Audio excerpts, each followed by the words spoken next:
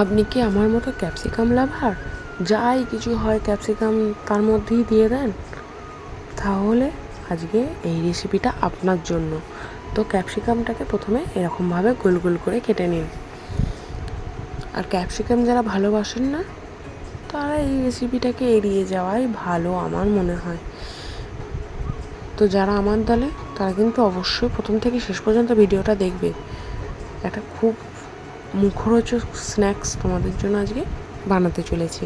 তো এরকম গোল গোল করে কাটা হয়ে যাওয়ার পর এইদিকে আলুটাকে তৈরি করে নেব। আলুটার মধ্যে পেঁয়াজ কুচি, ধনেপাতা কুচি, লঙ্কা কুচি, উপর থেকে দিয়ে দেবো ভাজা মশলা, তারপরে পরিমাণ মতো নুন, তারপরে ম্যাগি মশলা, তারপরে দিয়ে দেব একটু সামান্য পরিমাণ চিনি।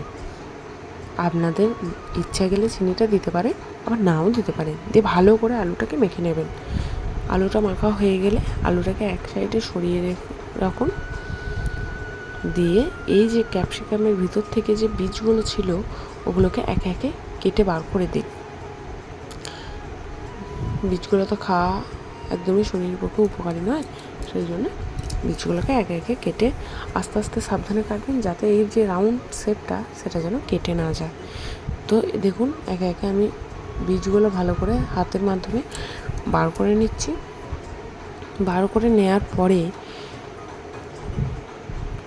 ধীরে সুস্থে আমি এটার মধ্যে পুরগুলো ভরবো। এই যে গোলটার মধ্যেই পুরটা থাকবে, মানে ক্যাপসিকামটা পুরোটা চাপা পড়বে না। এই যে পুরটা, আলুর পুরটা পুরো এই যে ক্যাপসিকামের গোল রাউন্ডটা আছে তার মধ্যে পুরটাকে আমাদেরকে ভরতে হবে। খুব সাবধানে আস্তে আস্তে ভরতে হবে। তো একে একে সমস্ত পুরগুলো ভরা হয়ে গেলে এদিকে আমি বেসনটা ফেটিয়ে নেব।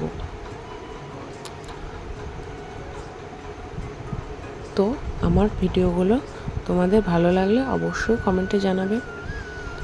আমি অবশ্যই তোমাদেরকে নেক্সট ভিডিওতে রিপ্লাই দেওয়ার চেষ্টা করব। এদিকে 2-3 চামচের মধ্যে বেসন নিয়ে নিয়েছিলাম, তারপরে ওর মধ্যে কালো জিরে, মৌরি, পরিমাণ মতো নুন দিয়ে ভালো করে বেসনটাকে ফেটিয়ে নিয়েছিলাম।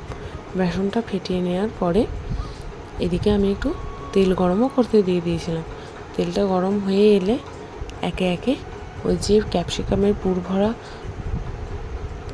পুরগুলো ভরে রেখেছি ক্যাপসিকামের মধ্যে, ওগুলো একে একে বেসনের মধ্যে ডুবিয়ে তেলের মধ্যে ছাড়লেই আমাদের ক্যাপসিকাম পকোড়া তৈরি। সন্ধ্যাবেলার স্ন্যাক্সটা আশা করছি তোমাদের ভালো লাগবে। আর ভালো লাগলে অবশ্যই লাইক, শেয়ার, কমেন্ট করতে একদম ভুলবে না। আর চ্যানেলে নতুন হয়ে থাকলে অবশ্যই সাবস্ক্রাইব করে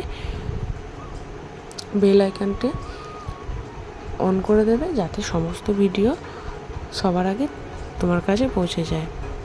ভালো থাকবেন, সুস্থ থাকবেন।